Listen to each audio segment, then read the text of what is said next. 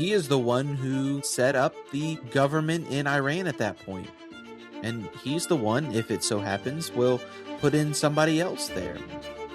None of that takes God by surprise. So what do we have to fear in all of that? We should try to guard and keep our hearts to where we are more focused on God rather than being focused on what's taking place in the Middle East.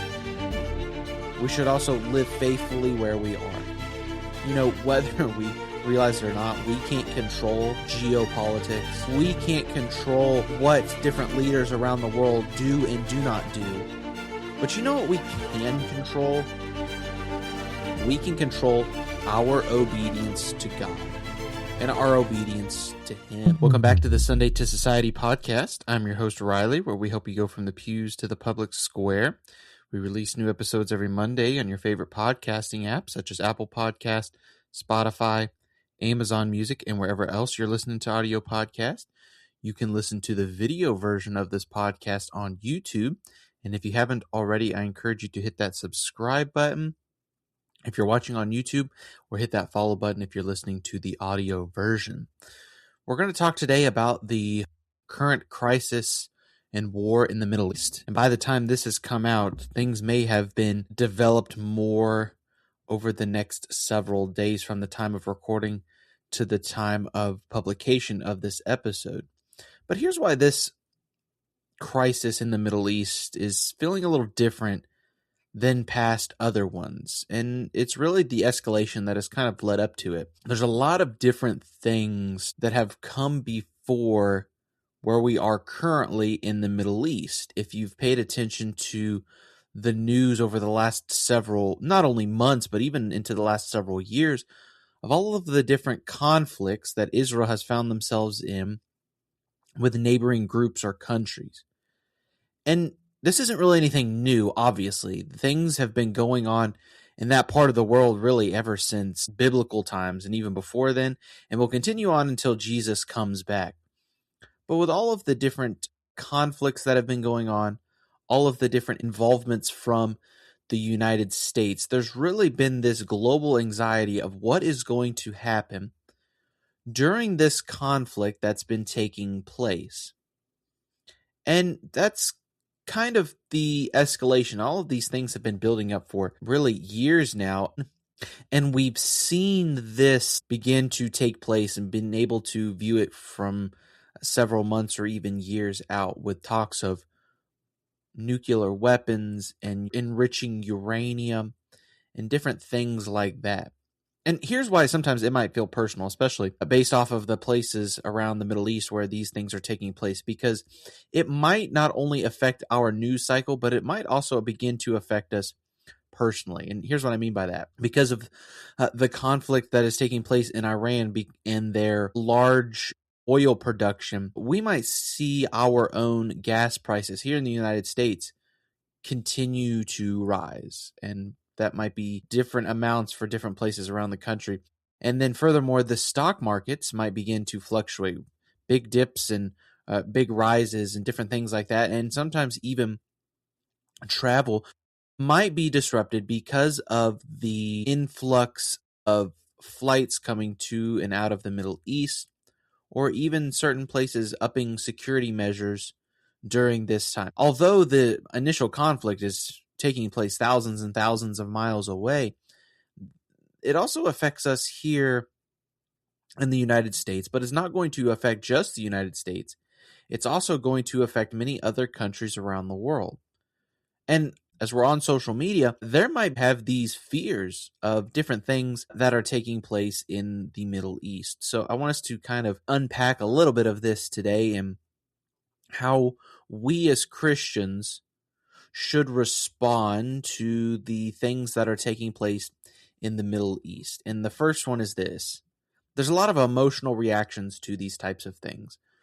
And when we read of them on the news, we might have all kinds of different emotions that are running through our mind on what is taking place in the Middle East. The first emotion that we might experience is that of fear. Because we might ask ourselves this question: are we on the brink of something much, much bigger Is there going to be a third world war that is taking place here? Do I have to live in fear of people coming and dropping bombs here in the United States? And all of these different thoughts might initially appear in our mind, and we think about them and meditate upon them, but yet we forget that in Psalm 46, verse 1, Christ says, God is our refuge and strength, a very present help in trouble. Elsewhere in Scripture, it says, God had not given us the spirit of fear, but of power and of love and of a sound mind. And when we have these thoughts of fear, what are some of the thoughts that might take place in your mind? Now, can I say this? That none of this has taken God by surprise. In fact, God knew that all of these different things were going to take place long before you and I ever came into the picture, long before any of the current world powers ever came to power. God knew that all of this was going to happen. It didn't surprise him. And yet, God still has a plan in all of this. Remember, God is the one who sets up kings and brings kings down. He is the one who set up the government in Iran at that point. And he's the one, if it so happens, will put in somebody else there. None of that takes God by surprise. So what do we have to fear in all of that? Another emotion we might have is that of speculation.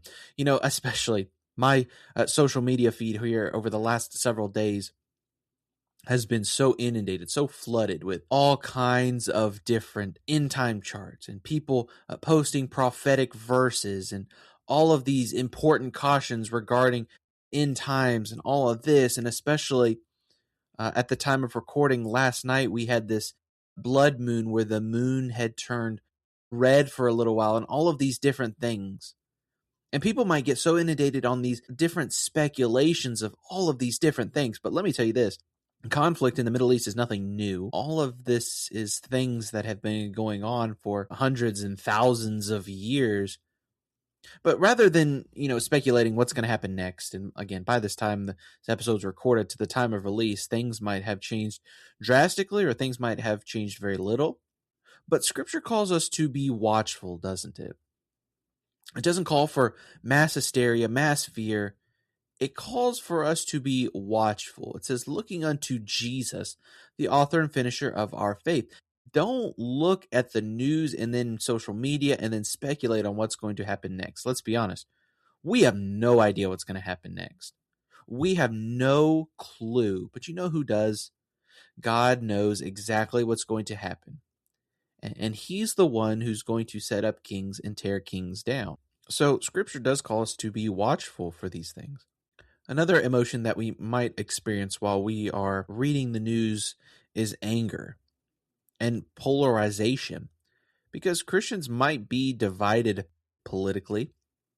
There will be, if there's not already, all kinds of different online outrages. And yes, Israel and America were right in doing this. And then you might have other Christians say, no, that Israel and America didn't have the right to do it, and so on and so forth. And when we think about all this different anger, it further pushes a wedge in between Christians and between those who aren't Christians. And there's all this anger on was it right or was it wrong, and that's not what we're here to talk about today in this episode. But really, whether it be actual war or war online or whatever it might be, war exposes what's already in our heart. And I spoke last week in my church about how out of the mouth reveals the things that are already in our heart. And thinking about war, here's what war reveals about humanity. And thinking of all of these different conflicts that have taken place in the Middle East and other parts around the world, it reveals a couple of different things. It reveals to us, and should remind us rather, that the world is still fallen. That we live in an imperfect world filled with a bunch of imperfect people. And it reminds us that in Romans 3:23 it says, for all have sinned. It reminds us that we live in an imperfect world, don't we? That wars are going to happen, that conflicts are going to happen, and that we live in an imperfect world. And these conflicts, reflect individual sin, don't they? Pride, power, revenge, fear. And think about this. It could be national pride. Not that that is necessarily a bad thing, but when it becomes a spot to where it becomes sin, I think then we've missed the point, and it becomes this power. We try to get on this level of godlike power, a level of power that should only be reserved for God and God himself. And then there might be this idea of revenge, that I am going to seek revenge over those who have done me wrong. I'm going to try to get a leg up on what this person has done to me, and I'm going to get revenge on them. And we see a lot of that today, don't we? Especially in these different conflicts. And there's this, as we've already talked about, this idea of fear of what's going to happen next, and that there's fear into the world because we have no idea what is going to take place each and every single day. Yet, as we look at these wars, and you'll see these different technologies such as drones and missiles and intelligent networks and AI and all of these different things. I read an article just the other day of how electronic warfare has already taken place in the Middle East by shutting down different infrastructures, both military and civilian, and how all of these technologies, many of them didn't even exist just 10 or 15 years ago, but now we are using them to disrupt different things. But as we think about how technology has advanced, we can be reminded that the human heart has not advanced at all. Because think about this. The things that people have struggled with in the Bible are things that you and I still struggle with today. Things such as hatred. Think about all of the different people in the Bible who dealt with anger and hatred. Now, you think of people groups in the world that don't like each other, you're probably thinking of people who live in the Middle East. And there's a lot of countries in that part of the world that have a great hatred one for another, and that stems all the way back to biblical times. And it promotes tribalism, that our country is better than your country, therefore we are going to try to wipe your country off the face of the map. And that further leads to violence. And you've probably yourself have seen some of the video clips of bombs being dropped in different parts around the Middle East. And all of this is leading us and reminding us to the fact that although technology has advanced through warfare, our human heart has not. That's why there's still wars, because we do live in this imperfect world, and that wars have been going on for a long, long time. You know, wars, although they have maybe changed of how they're fought, we read of wars all the way back in the Old Testament of the Bible. We read of wars all throughout Scripture. Wars aren't something new. Instead, they are very, very, very old. And I do want us to look here over the next several minutes on a biblical look, a biblical lens, so to speak, of what God says about war. And the Scripture does very much address this, doesn't it? God does address wars. In fact, many times he would tell his people to go into the promised land and through wars purge the land of the people who were living in there. And the Bible it doesn't ignore that wars don't exist. It, in fact, very much does. And especially in the New Testament, you read of conflicts of this kingdom against that kingdom. And in fact, many times God would use wars to punish his people because they went to search after other gods and goddesses. But on the flip side, God would also instruct his people to go to war to further take back the promised land that God had given them. And whether or not they chose to obey God and all of that, whether or not they chose to follow God's commands and all of that, kind of reveals God's sovereignty, that he is in control of this entire world. Now, let me give you an example. Remember when the nation of Israel, they have come out of Egypt, they have now crossed into the promised land after wandering in the wilderness for 40 years. And Joshua is now in charge, and God has instructed the nation of Israel to march around the city of Jericho one time for 6 days, and then on the seventh day, march around the city 7 times, And at the end of that, they were to blow their trumpets, and then the walls of Jericho would come crumbling down. And they were also instructed not to take anything from the people of Jericho. Now, we know that somebody named Achan did. And when Achan took, he tried to cover it up. Now, the city of Jericho was a big walled city. And so, in fact, when they are finished with Jericho and now they're going to a small place of Ai, somewhere where they didn't even send their entire army because they figured that it wouldn't be much of a battle at all. However, because of the sin of Achan, there were people who lost their lives, and Israel lost that initial battle of Ai, all stemming back because they didn't obey God's command like they were supposed to. This shows us that God very much is in control of battles and wars. And as I said a moment ago, that in Psalm 103, verse 19, the Lord hath prepared his throne in heaven, and his kingdom ruleth over all. And regardless of what's taking place in the Middle East, just know that God's kingdom is bigger and greater, more powerful, and it is the kingdom that ruleth over all.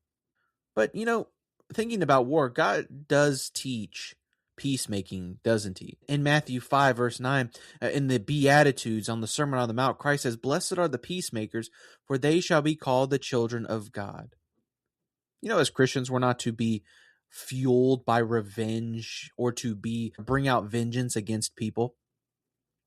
This doesn't mean that we shouldn't just be ignoring evil when it's taking place, but God has called us to be peacemakers as well. Now, I don't know how familiar you might be with the Quakers. And when you think of Quakers, you might think of the 16 and 1700s of people coming to America to settle colonies. And one of the Quakers that I think of that's probably one of the most famous is William Penn. And the Quakers are most well known for being people who are against war. They would be neutral when it comes to the American Revolution. And they thought that we should be peacemakers, and we should. But this doesn't just mean ignoring evil. And thinking about what God thinks about war, in Psalm 122, verse 6, it says, "Pray for the peace of Jerusalem." Now, when is the last time that we have even prayed for the peace of Jerusalem? Think about when the last time Jerusalem even had peace. Yet we're still commanded to pray for it. And we should pray that God would give the leaders wisdom. We should pray that God would guide them in the many, many different decisions that they will have to make over the next couple of days, months, maybe even years. So we should pray for the peace of Jerusalem. And this is just a very brief overview on different things that God says about war in the Bible. We should also, when we're thinking about this conflict and how should we respond to it, we should avoid these two dangerous extremes. And the first one, and we've already discussed it a little bit, but extreme number one is this: obsessive speculation. And as I've already alluded to, my social media feed, at least, and maybe yours is too, is filled with all kinds of different end-time speculations and all of these different things. Some people, the temptation might even be to obsess about all of these different things. And they might run to scripture and quote Revelation or quote the book of Daniel and say God is returning really soon and all of these different things. But is that what we are commanded to do? Christ says in Matthew 24, verse 36, "But of that day and hour knoweth no man." We should be watchful, waiting for Jesus to come and watching for him to come. But we should not be reckless, such as setting dates. Christ very much warns against that.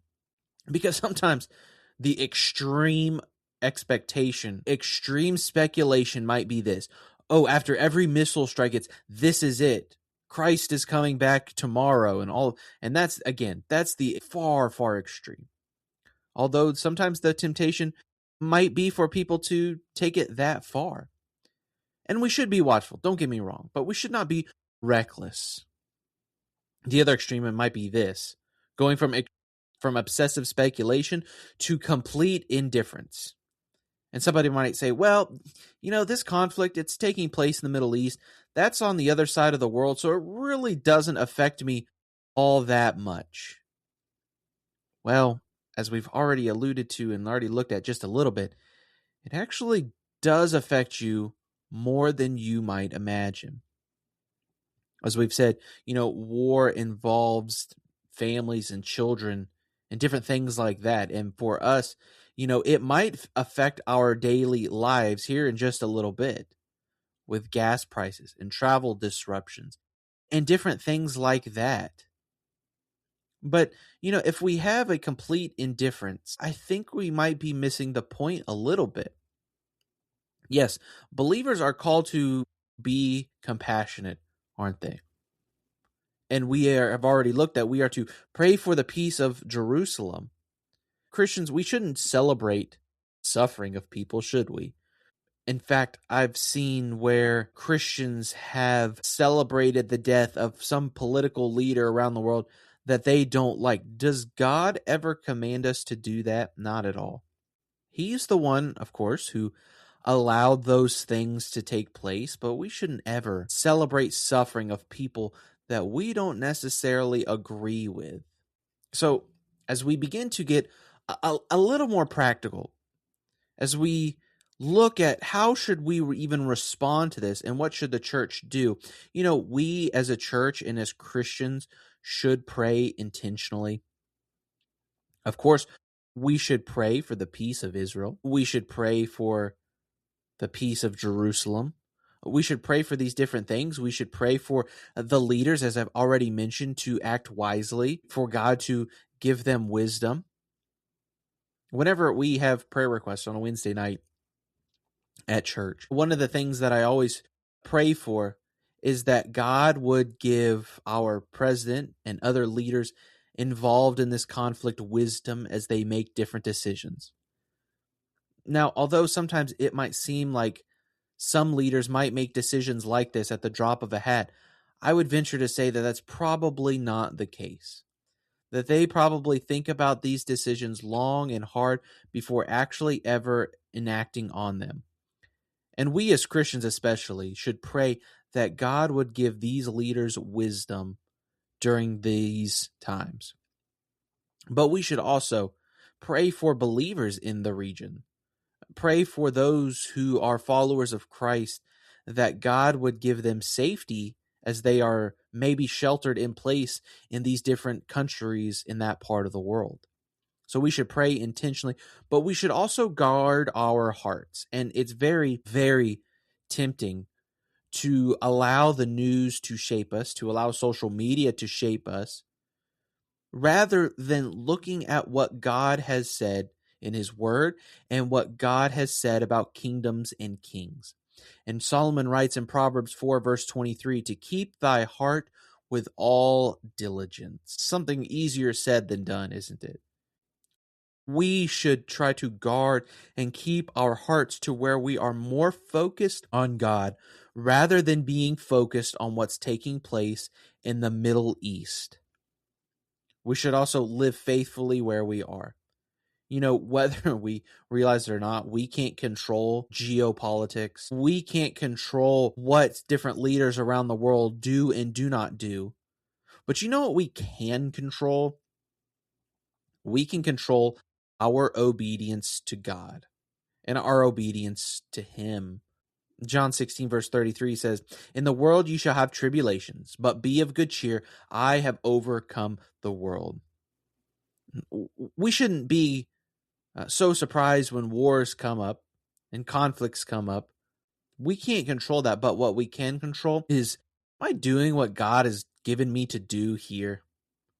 Am I doing what he has commanded me to do where I am at? We can control that. We can't control what's going on around the world, but we can control what we are doing for Christ. So we should live faithfully. And here, as we begin to close down this episode, we can look at the eternal perspective And we've already alluded to this a little bit, but these different conflicts that take place around the world, it reminds us that number one, earthly kingdoms rise and fall. That God is the one who sets kings up and tears kings down. That earthly kingdoms rise and fall. You think about the different world powers throughout history. You think of Babylon and Assyria and Rome and people like Alexander the Great and people like that. Where are those kingdoms today? They don't even exist anymore, do they? But you know what kingdom still does exist? God's kingdom. Revelation 11 verse 15 says, "And he shall reign forever and ever." That when other kingdoms rise and fall, God's kingdom will never fall. In fact, God will sit on the throne forever and forever. And all war does is it just highlights instability in our world. In an imperfect world, there's all of this stability through war, yet God offers stability in his kingdom, doesn't he? As we close, here's some different questions that we might think about and look at as we think about what's taking place in the Middle East. Questions such as, has this conflict stirred fear in me? Am I tempted to see what's going on in the news and it drums up this fear? And if God says in his word, he has not given us the spirit of fear. So if it hasn't come from God, then where has it come from? It's coming maybe from Satan himself. To drum up fear, to get us to live in fear so that we will be more distracted on that fear rather than allowing us to obey God. Another question to ask ourselves is this: am I consuming more news than I am scripture? Because that's the temptation. We want to be informed, and don't get me wrong, I'm all about being informed on what's taking place around the world.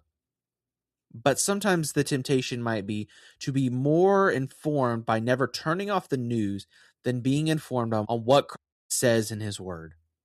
Another question we should ask ourselves is this: am I praying as much as I am posting? Am I praying for these different things that we've already discussed in this episode than I am posting about it on social media? And furthermore, when I am responding to those posts, or I'm responding to the news, or I'm drawing conclusions, does that response reflect the character of Christ? And as we think about all that's taking place in the Middle East, and there is so much, again, by the time I record this to the time of publishing, lots may have happened. We don't know. But what we do know is that God still sits on the throne in heaven. That although the headlines might shake nations like they did just a few days ago, just knowing that God still sits on the throne, that he's the one who raises kings up and tears kings down. He's the one whose kingdom shall reign forever and ever. And therefore, we should be of good cheer because Christ himself has overcome the world. I hope I've given you some things to think about in this episode. If you haven't already, I encourage you to hit that subscribe button if you're watching on YouTube, or hit that follow button if you're listening to the audio version on Apple Podcasts, Spotify, or wherever else. You can like us on our Facebook page at Sunday to Society Podcast, and you can follow us on Instagram at Sunday to Society. I hope you have a great day, and God bless.